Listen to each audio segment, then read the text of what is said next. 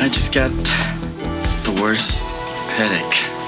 Well, Harry Ioki is started out as a very positive, happy-go-lucky guy. You know, very much into being an undercover cop, and very friendly, gets along with everyone. Had sort of this strong, at least in the script, it had a strong sort of fashion sense, and he likes to, you know, dress nice, and that was part of his character. And as the series went along, of course, I think his character started to mature more, and he's still very, you know, gets along with everyone, but I think you start to see more dramatic sides and a little bit darker sides of Harry. He eventually, you know, sort of got hooked on painkillers, and you start to see that he's actually a loner, lives a very lonely life, had very few friends outside of Jump Street Chapel. And of course, I think it was in the second season, they made a decision of revealing that Harry Ioki is actually not Japanese, and that he is Vietnamese American. And it was a big turning point in the show. I actually resisted it because I felt that there was no reason for it, and that because I'm Vietnamese American, I should be able to play, you know, Japanese American, Chinese American, which I have in the past as an actor. And I said, well, you know, you don't need to accommodate me because I'm Vietnamese American. I have no problem playing a Japanese, you know, actually I prefer it that way. And they said, well, you know, but we know about your personal past, and there's a lot of richness dramatically, and if you know, let us do it, I think we can really do a very interesting episode and a very interesting arc for the character. I was under the understanding, at least my agent told me, that they were going for a multi-ethnic cast. So my role, they were willing to see black actors, I'm sure, as well as Hispanic actors and whatever. And it was open, basically. And one of the things that I remember reading the script thinking, God, you know, any of these roles could actually be interchangeable in terms of ethnicity, and that's what makes these roles so well written and great, I think, is because of that. Even though it has they were going for certain multi-ethnic qualities, but the four characters were basically just people, you know, anyone could play them. And I was lucky enough to land the role, and of course they start to tailor the role to us after we, you know, you do a few episodes, and they start to see certain personal qualities or whatever you want to call it, and of course, you know, they incorporate it. It wasn't an Asian role per se, you know. Any given week, Holly could have done my character, or they could switch it, or Johnny or Peter, and vice versa. So it's great in that respect, you know. I spoke to one policeman who was an undercover cop in high school, and just got some facts and his experience doing it. And of course, it's never as glamorous as they portray it on the screen. They had arranged one of those drive-alongs with the policemen. We actually sit in a cop car and then drive around. And my first drive along was, I think, in West Hollywood. And I'm like, dude, there's no crimes here, you know? I mean, I'm not going to see anything here in West Hollywood. And so we ended up, I actually went into Hollywood High School, and they actually, I sat in for a couple of days as like a new student. And that was really cool, because it's been a while, you know, since I've been in school, and Hollywood High is one of the roughest high schools around here.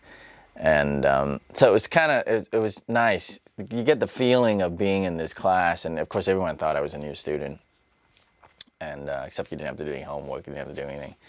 And you kind of observed you know, the dynamic of kids these days in school. And I remember going, man, some of these guys, they look like grown men. You know, when I was in high school, they were in this old and mature looking, you know, full beard, and they looked like they were in their late 20s, you know.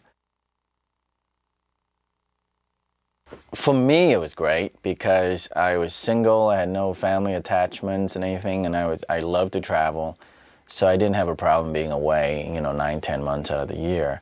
It took a little getting used to in Vancouver because it rains all the time there, and but the people, wonderful people, very, very friendly, very real, and it's a kind of city that I enjoy because you can walk everywhere. It's not a big city. I mean, even the downtown area, I love to be able to just walk, you know, all the time and not having to drive. And all the clubs and all the bars and all the restaurants and all the museums, everything within walking distance. And it was just a great paying gig. You know, all of us would just had a great time up there. Great. Another stupid new kid. Fine. I can see I'm gonna have to put this into terms you can understand. That's my stepbrother, Douglas. It's kind of lame, but it's not his fault. You kick his tail, he tells my stepdad. My stepdad kicks my tail. Then I'm gonna have to come back here and kick your tail. So why don't we leave him out and let me kick your tail right now? Tough talk, Junior. Johnny is everything that he is now. Mine's custom. Giving gifts to newcomers like that, I appreciate it. He's quirky. He's heart of gold, you know. At least with me, you know, I've always remembered Johnny as a really, really good guy with a really good heart and no bullshit. You know, he speaks his mind, and extremely talented. Even back then, you could see already, you know, this guy was didn't have the experience and the mileage under his belt yet, but certainly the talent and the charisma is there. Well, I'm just glad that I got the dough, you know what I mean? I mean, my insurance company would have refused to cover my bicycle. Hey, ayo! It's the least we could do. Great teddy bear. You know, he gives you a big hug and you feel it. That was Peter.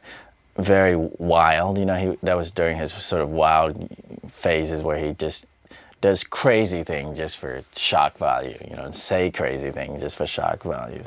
But he can get away with it because he was so charming and likable. What do you say we take a break here? Sure. Are you hungry?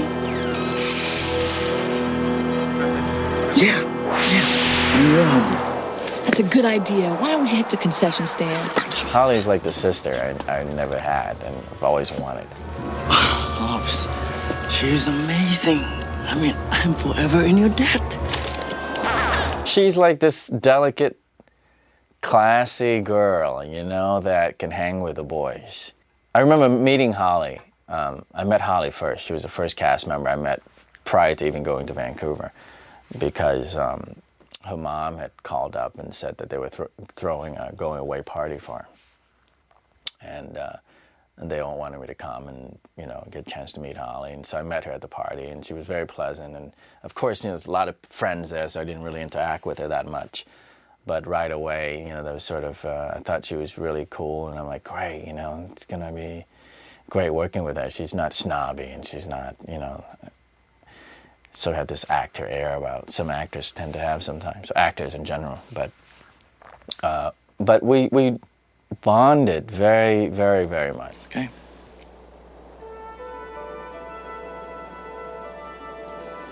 Look, I'm sorry I've been acting like such a jerk.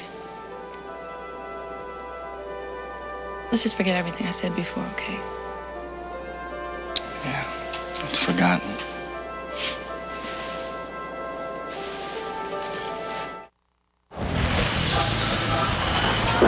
Frederick is a trip, man. You know, he's very quirky. Hey, what's happening, man? Hi. I'm here to see Captain Jenko. Yeah? All right. And everything about him, this sort of a 60s flowers, child, sort of free love sensibility. It's Frederick in real life. And of course, Apocalypse Now is one of my favorite all-time movies. And he used to tell us great stories about Brando, and we all love, we all do impersonation of Brando, Johnny, Peter, and I, and it was all talk like this, and he would do his Brando thing, because he had all these great stories about Brando on the set of Apocalypse, and so we had a lot of laughs with him. Now, Madigan's been with the municipal school district for 3 years. Last semester, he was promoted to principal over at Grant High. It's a very tough school. Madigan has a rep as a very tough guy. Stephen came in character, Captain Fuller. Very stern, very cold, very methodical, a bit of a tight ass, And so we were kind of, okay, whatever. And I remember his very first scene, he came in. And my first scene with him, at least, we were in a car, squad car, And Peter then was in the back with me, and Johnny's in the front. And it was a scene that's a very intricate shot where it follows the car weaving through all these melee, and there's a hostage situation, and he pulls the car up and he has a hit, like a mark. The car has a mark, and he can hit it the right way. And some dialogue ensues. And Peter and I in the back of the car, and we're thinking, man, this guy's a tight ass, We can't work with him. It's going to be miserable. So let's see, let's see what his breaking point is, Peter had a phase where he had this fascination with lighting his farts.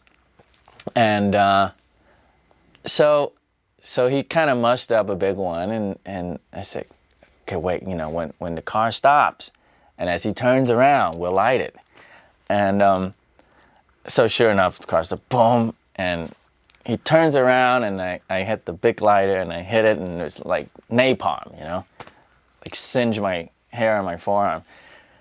And Stephen turns around, he starts to say his line, and there's this napalm thing going off. Didn't even crack. He kind of paused for a minute, said his line, very angry, which worked for the scene. Got out of the car and does his thing, and we all kind of like, man, this guy's like, there's no getting to him, right? I mean, this thing didn't even crack him up. And then we think, oh shit, now he's really pissed off at us, right? Now we got to work with him for the rest of the season, more pissed off than he was when he came in. And we thought for sure after the take he would come back and just like completely lay into us, But he came back and I think he said something like, yeah, very funny, guys, very funny. Everything that was fashionable of the 80s, we were it. Okay, try that now. Nothing. It's a nice car you got there, Doug. The Duran Duran haircut, this thing I had in the pilot, was like unbearable to look at. Yeah, the 80s were in full bloom for Harry Ioki. I remember doing wardrobe fitting, and they had all these like crazy shirts with the shiny satin and bright colors, and it was cool at the time. And I mean, I love fashion personally. So I was excited, but some of the stuff they had for Harry in the first season, I kind of had to like gradually steer them away from all these really, really bright colors and the real shiny material that was real big in the 80s. I remember our first personal appearance, that Fox had arranged toward the middle of the second season, I believe, in Los Angeles. We all had to actually fly. I remember we worked all night and then flew in the morning, and it was a thing at one of the shopping malls, and we were supposed to be there to sign autographs. And I remember we were talking about it on the way down. God, we're coming to a mall, and man, what happened if like 50 people show up? How embarrassing would that be? All of us here, they're making a big, much ado about nothing. You go there and you got a few people coming in asking for you to sign something, and that's kind of like pathetic, because we honestly didn't think the show had that many fans, and we're cranky, we haven't slept and we worked all night, so we flew in, and then a limo picked us all up, and we got to the mall, and they said, "Well, we're gonna go in the back door." I'm like, back door? What is this? Crap. Like, feel like we were rock stars or something. And they had all these bodyguards and stuff, you know, just completely ludicrous. And we had to go like through the employees' lounge, and you know, they have this whole thing in the mall where the back door is for the employees. And finally, we got into the elevator to come up to the mall or down. I forgot now, but literally, it's one of those tubular elevators you can actually see through. And I remember as we were coming up from the garage, this volume of sound that just broke out. And we were like, what the hell? You know, and you actually see now that, you know, the 3 tiers of the mall is completely full of fans. I mean, and we walked out of the elevator, and again, the sound waves that were coming at us at high, you know, teenage girls, high-pitched screaming was unbelievable. I mean, at least for me, I remember thinking, my God, you know, this is surreal. I mean, it's like the Beatles. It felt like you were a rock star, you know. You see footage of rock star coming out on stage and all the fans are screaming.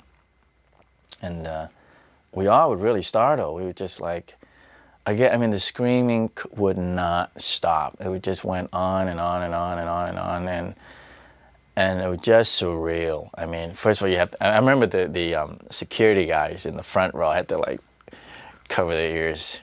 We were just blown away. We must have been there for like close to 3-something hours, just signing stuff for fans. And it was the first time we realized, wow, you know, a lot of people watch this show.